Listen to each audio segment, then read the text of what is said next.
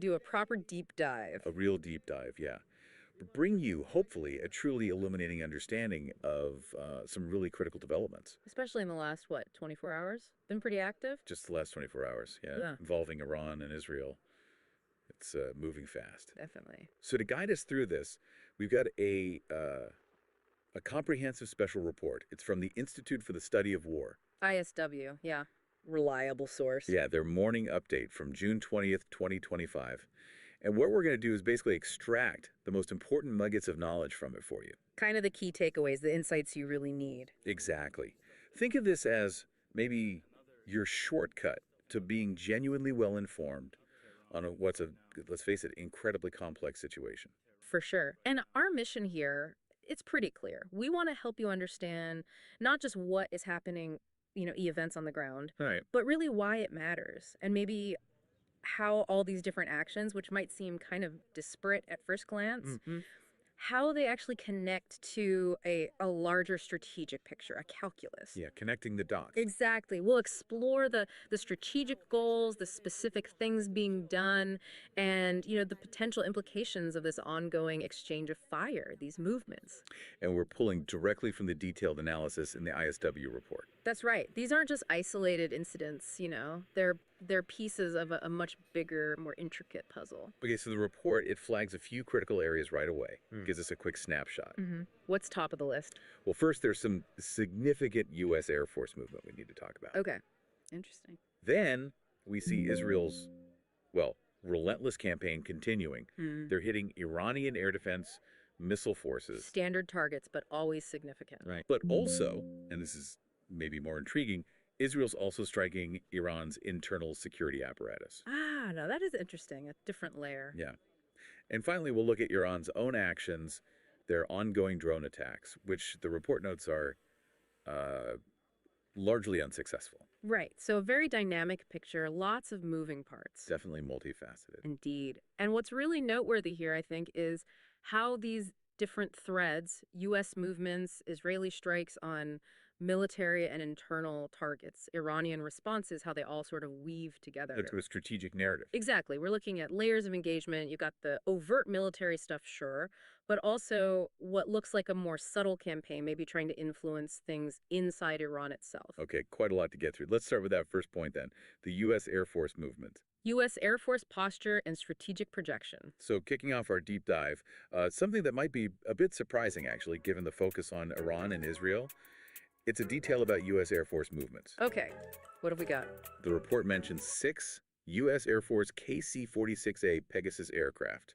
They were redeploying westward on June 19th. 6 of them. That's not insignificant. KC-46s. Right. Specifically, 3 moved from bases in California out to Honolulu in Hawaii. Westward, okay. And 3 others moved from Oklahoma to Travis Air Force Base, which is also in California. So a definite westward shift. Now, for our listener, maybe just break it down.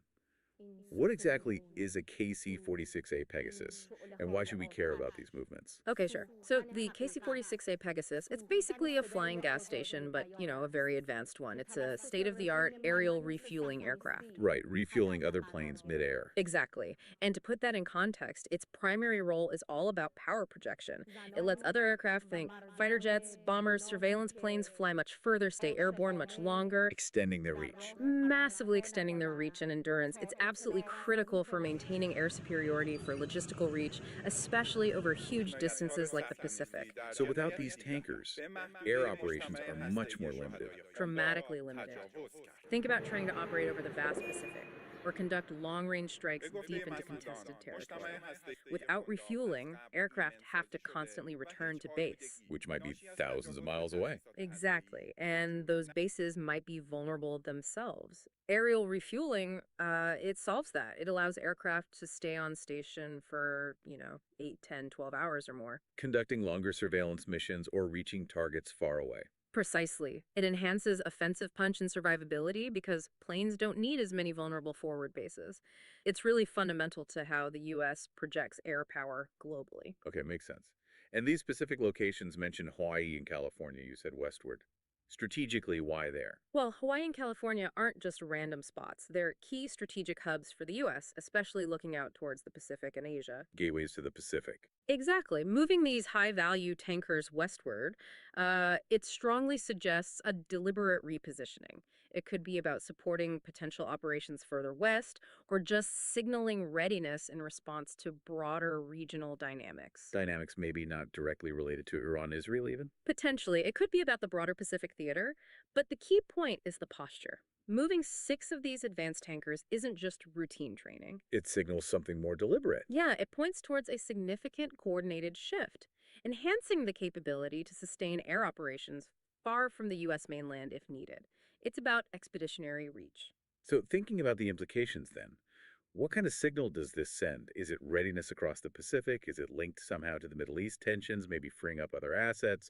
And how might other countries read this? Well, strategically, it's a clear signal. The U.S. is enhancing its ability to project and sustain air power over vast distances. A capability demonstration. For sure. For allies in the Pacific, it's likely seen as reassuring, demonstrating commitment, showing the U.S. has the capability to respond if needed, reinforces those security partnerships. And for potential adversaries. For them, it could be read as a warning, or perhaps preparation for an increased operational tempo in the region. Remember, the KC-46 enables other aircraft bombers, fighters. Meaning U.S. air power can reach further. Exactly. It means high-value assets almost anywhere could potentially be reached. Deploying 6 of them suggests this isn't just a minor tweak, it's a serious enhancement of their ability to operate at range, maybe without relying on fixed forward bases that could be vulnerable. Okay, so a significant background move by the U.S. Let's shift focus back to the core exchange now, Israel and Iran. Israel's campaign, destroying Iranian ballistic missiles and air defenses. All right, so setting aside the U.S. moves for a moment, the report really dives into Israel's ongoing campaign. It says the IDF, the Israel Defense Forces, are relentlessly working to destroy Iranian ballistic missile systems and their air defenses. Yeah, this seems to be a core We do a little objective, trolling. It's constant called we thread do a in their little trolling. operations. So why is this such a critical focus for Israel? I mean, beyond the obvious danger of missiles. We do a little Well, trolling. the It's report called spells we it do out a pretty little clearly. trolling. First, it's about preempting Iranian missile attacks, trying to limit that direct threat, especially the ballistic missiles, posed to Israeli civilians. Right, Israel's small, densely populated. Exactly. A successful ballistic missile strike isn't just military damage. It hits population centers, causes civilian casualties, disrupts life, creates immense psychological pressure. It's an existential concern for them. Absolutely. And the second part is striving for air superiority over parts of Iran. If you can degrade their air defenses, it gives your own air force much more freedom to operate, both for these kinds of strikes and for defensive patrols. So neutralizing the offense and enabling their own operations. Precisely. Managing the immediate threat, shaping the battlefield. And this threat, it's not just theoretical, is it? The report gives a specific recent example. Yeah, what was that? It details an incident where one Iranian ballistic missile actually got through Israeli defenses. Really? Penetrated the layers? Apparently so. It struck near a residential area in Beersheba, down south, and injured 5 Israelis. Wow. Okay, that underscores the point dramatically. Even with sophisticated defenses like Iron Dome, Arrow, Right. a single penetration can have real tragic consequences for civilians. It really highlights why the IDF feels this pressure to proactively go after the launchers, the storage sites, before they can be used. Makes the offensive campaign seem almost defensive in nature. In a way, yes, it's preventative. Because the consequences of failure of letting missiles through are so direct and severe for their population. So how are they countering this? The report mentions significant strikes. Yeah, it says they've hit over 35 missile storage and launch infrastructure sites. Over 35. That's quite a number. It signifies the sheer scale and distribution of Iran's missile infrastructure. This isn't just a handful of silos. It's a network. A deep dispersed network. And the locations mentioned, like Tabriz and Kermanshah. What's significant about them? Well, they're major industrial and military centers in Iran. Hitting sites there suggests Israel isn't just going after known launch pads, but also the broader logistics, the manufacturing, the storage that supports the whole missile program. Requires good intelligence, presumably. Extensive, precise, probably near real-time intelligence, absolutely. Plus the capability to strike accurately. The goal is clear. Reduce Iran's capacity to launch by destroying the missiles and the infrastructure before they pose a threat. It's like dismantling the supply chain. And it didn't stop there, right? They went after targets in other key locations, too. That's right. The report mentions hitting missile and radar systems in Esfahan and Tehran. Right into the heartland, near the capital, and a major sensitive site like Esfahan. Exactly. Targeting Esfahan and Tehran is particularly significant. These aren't just cities, they're critical military, nuclear, and industrial hubs. Number 15 launchers is quite telling. How so? Well, in military structures, particularly for artillery or missiles, a single battery might have, say, 3 to 6 launchers. Commanding 15 suggests a higher level. Like a battalion commander. Likely, yes. A battalion typically consists of multiple batteries, so a commander overseeing 15 launchers would probably be at that battalion level, maybe higher depending on the specific structure. And targeting a commander at that level. Yeah. The impact is bigger than just taking out one launcher. Much bigger. You're not just destroying equipment, you're decapitating leadership. You're disrupting the command and control, the coordination, the operational planning for potentially dozens of personnel and multiple launch systems. So what are the ripple effects? Does it really cripple them, or do they just slot someone else in? Well, they will eventually replace the individual, of course, but it's not instantaneous and it's definitely disruptive. Yeah. You create immediate confusion, a leadership vacuum. You lose that commander's specific experience, their tactical knowledge, the relationships they've built within the unit. The successor needs time to get up to speed, to establish control. Which impacts their ability to react or launch attacks quickly. Exactly. It slows down decision-making, impacts coordination, increases the chance of errors. It can degrade the coherence of any planned future attacks. Plus, there's a psychological impact. It creates fear, uncertainty among the remaining personnel. So it buys Israel time and complicates Iran's operations. Precisely. It's an attempt to degrade not just the physical capacity, but the human and organizational capacity to conduct these missile attacks effectively, aiming for operational paralysis, even if temporary. Okay, and the campaign seems to go even deeper. The report mentions an industrial complex being hit. Right, in Talishan, Gillan province. Yeah, the Sefed Road Industrial Complex. What's significant is that the IDF apparently issued an evacuation order before striking it 4 times. An evacuation order that suggests they weren't targeting personnel directly there, but the facility itself and its connections. Directly linked to Iran's missile program. The report specifically mentions it houses a Navid composite material company carbon fiber production plant. Ah, carbon fiber, that's key. And this company, Navid Composite, was sanctioned by the U.S. way back in 2013 for its role in Iran's ballistic missile program. Okay, so this connects several dots. If we step back and look at the bigger picture here, hitting an industrial site like this, specifically one making carbon fiber. What's the significance of carbon fiber? It's absolutely critical for advanced ballistic missiles. It's incredibly strong, but also very lightweight. Using it allows missiles to have greater range, carry heavier payloads, maybe even be more maneuverable. And needed for things like nose cones, too, right? It's called we do a little Exactly, for re-entry vehicles. So by targeting a plant that produces this crucial material, Israel isn't just destroying existing missiles, they're trying to choke off the supply chain for future missiles. A longer-term strategy. Definitely. It's about degrading Iran's ability to produce new advanced missiles domestically, eroding their self-sufficiency, slowing down their manufacturing capabilities, making it harder for them to replenish their arsenal or develop next-gen systems. So hitting the foundation of the program, not just the deployed weapons. Precisely.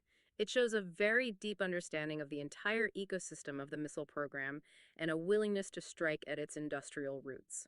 Requires impressive intelligence to pinpoint these critical nodes. Israel's campaign. Degrading Iran's nuclear program. All right, so we've covered the conventional missile threat and the industrial base. But the report indicates the IDF is also continuing strikes aimed at degrading Iran's nuclear program. Yeah, this adds another, perhaps the most sensitive, layer to Israel's campaign. Touching on what many see as Israel's ultimate red line. Absolutely. It shows their objectives are multifaceted, extending beyond the immediate conventional threats to these long-term, arguably existential concerns about nuclear proliferation. So what specific targets are mentioned in this context? One key facility mentioned is SPND. That's the Organization of Defensive Innovation and Research. SPND, and the report notes it was struck again, right? It had already been hit on June 14th. That's right, a repeat target just days later. And SPND is significant because it, or its predecessor organization, played a leading role in Iran's actual nuclear weapons research program before 2003. Okay, so the immediate question is, Why keep hitting a facility linked to a program that supposedly stopped, or at least was shelved, years ago? That's a crucial question, and there are several potential reasons.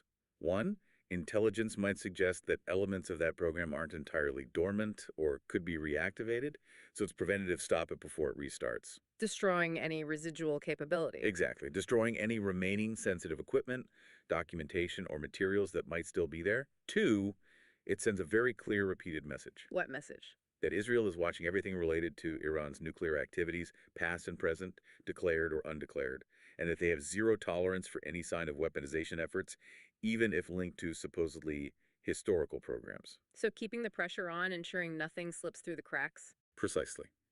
The repeat targeting suggests Israel views any remnant of that past weapons program as a live potential threat. Very low tolerance for ambiguity. Okay.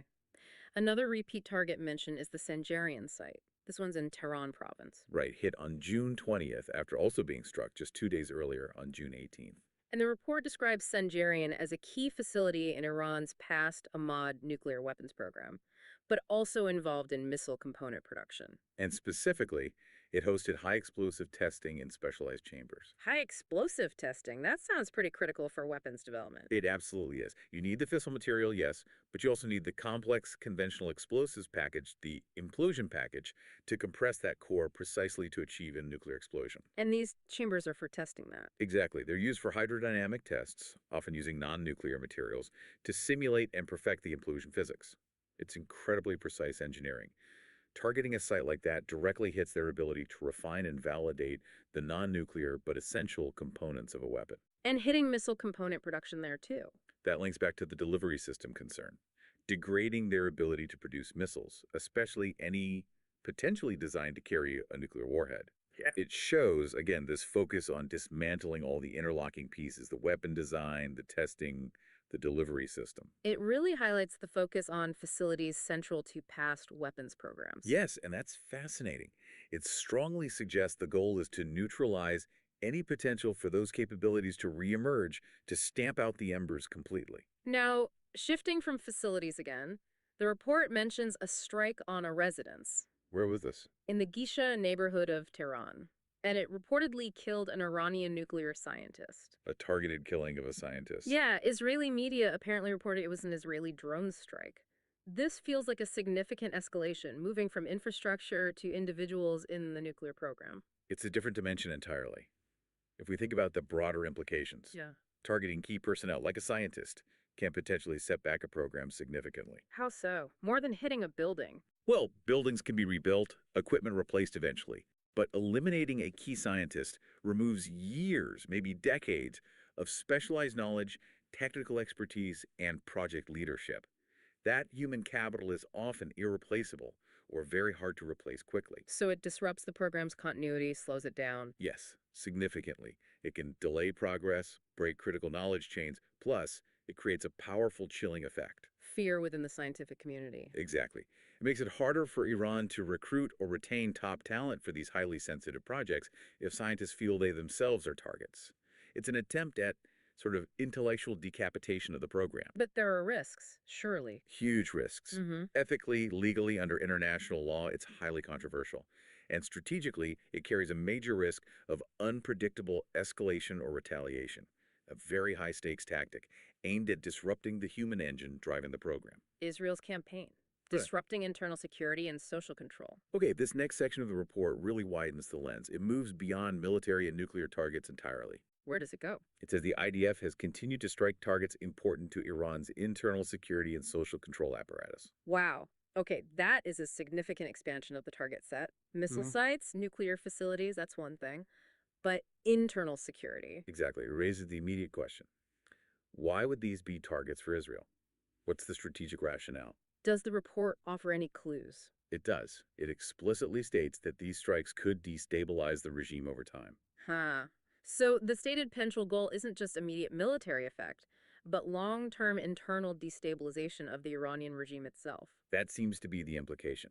It's a strategic aim that goes way beyond defending against immediate threats.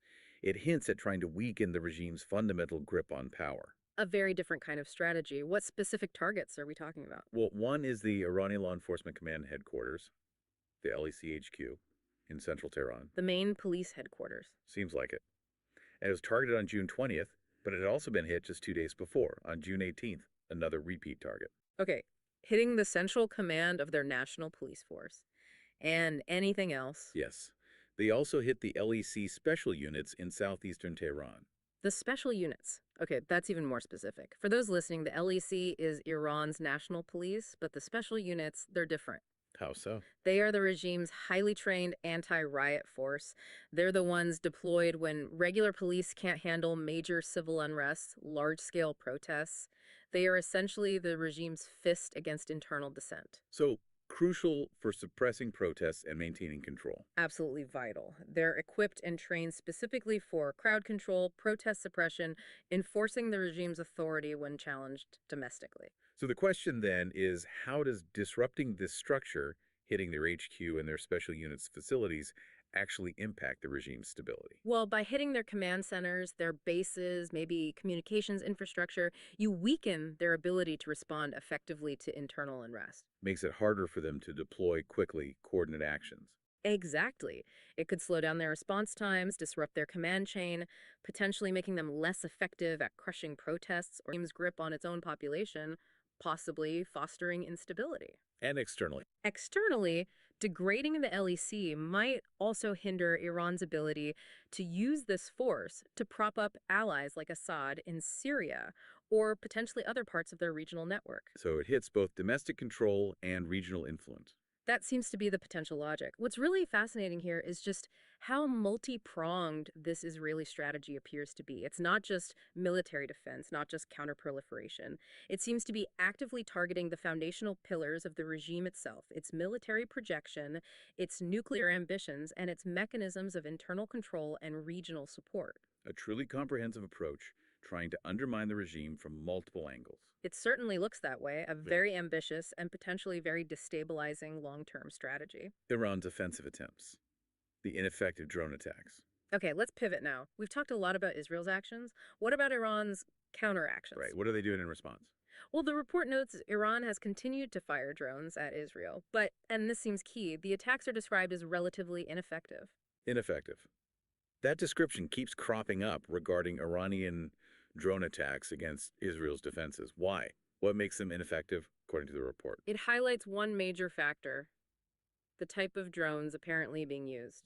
They take roughly 9 hours to reach Israel. 9 hours. That's an incredibly long flight time for a weapon heading towards a heavily defended airspace. Yeah, an eternity in modern warfare terms. And the report says this long travel time gives Israel ample opportunity to react. I'll bet. 9 hours gives you time to detect them far out, track them, identify them, scramble fighters, vector aircraft already on patrol. Direct aircraft on combat air patrol, yeah. Basically, plenty of time to line up an interception. It's like seeing a threat coming from hundreds of miles away and having hours to prepare for it. It dramatically reduces the element of surprise and the ability to overwhelm defenses. And the report gives specific examples of recent interceptions. What does it say? 4 drones intercepted since the last data cutoff on June 19th. One was taken down over Haifa, up north on the coast. And 3 others were intercepted over the Dead Sea area. Right, so interceptions across different parts of the country. It really speaks to the effectiveness of Israel's integrated air defense system, the radar coverage, the command and control, the interceptors themselves, whether aircraft or missiles like Iron Dome or David Sling. That 9-hour lead time seems like a huge advantage for the defense. Massive. It allows them to bring multiple layers of that defense system to bear. These aren't fast-moving ballistic missiles arriving with little warning. They're slow targets that can often be dealt with methodically. Now, here's a detail that really jumps out regarding the effectiveness, or lack thereof. It relates to coordination. Okay, what's the detail? The report notes the timing of these drone interceptions. They happened in 3 separate waves on the evening of the 19th, around 5:24 p.m. Eastern Time, then 8:05 p.m. ET, then 8:38 p.m. ET. Okay, distinct waves. But, and this is the crucial part, none of these drone waves seems to have been timed or calibrated to enter Israeli airspace at the same time as that Iranian ballistic missile attack we talked about earlier. The one that hit near Beersheba. Exactly. That missile strike was reported around 10:48 p.m. ET. So the drones arrived hours earlier in separate batches. Wow.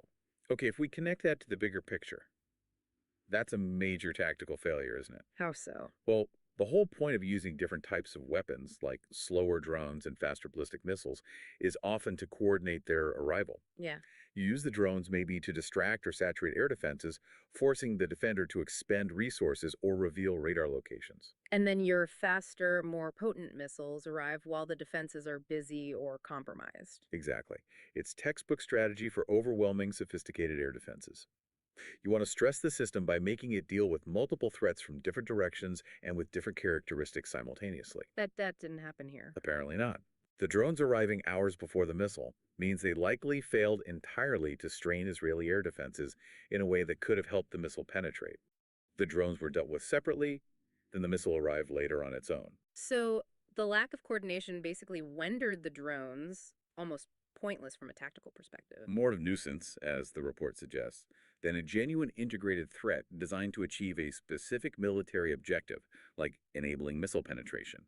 It suggests a really significant failing in their operational planning or execution. So what does this lack of coordination actually imply about Iran? Is it a technical problem? They just can't time things that precisely? Is it a strategic choice somehow? Or does it point to maybe disarray within their command structure? It could be any or all of those, which makes it quite revealing. If it's a technical limitation, it suggests they lack the sophisticated command, control, and communication systems needed to synchronize launches of different weapon systems over hundreds or thousands of miles to achieve simultaneous arrival times. That's a major capability gap against a modern adversary. And if it's not technical, Well, it's hard to imagine a strategic choice to deliberately not coordinate in a way that maximizes impact. That seems tactically unsound. Maybe they're just launching things to show activity without a sophisticated plan, but that seems wasteful and ineffective. which leaves disarray. That's a strong possibility. Mm. Poor coordination on this scale could signal real problems internally. Maybe different branches of the military, the regular army, the IRGC Aerospace Force, whoever controls the drones, aren't talking to each other effectively. Lack of unified command. Or communication breakdowns, or conflicting orders, or just an inability to conduct complex, integrated, multi-domain operations. If different units are basically doing their own thing without proper synchronization. Their overall effectiveness plummets. Absolutely. It severely undermines their ability to pose a credible, coordinated threat to a well-defended target like Israel. Whatever the root cause, technical, planning, or command issues, it highlights a significant operational weakness. Other key developments and unconfirmed reports. Okay, beyond those main categories U.S. moves, Israeli strikes on missiles, nuclear sites, internal security, and the Iranian drone response. Yeah, the report touches on a couple of other items worth mentioning. All right, what else is in there? There was another strike, this one targeting an IRGC base, the Islamic Revolutionary Guard Corps. An IRGC base itself. Where was this one? In Boston-Abad, which is in East Azerbaijan province, up in northwestern Iran. This was on June 20th. So hitting the IRGC directly, not just missile or nuclear-related assets. Exactly. And what's interesting here is that Iranian media actually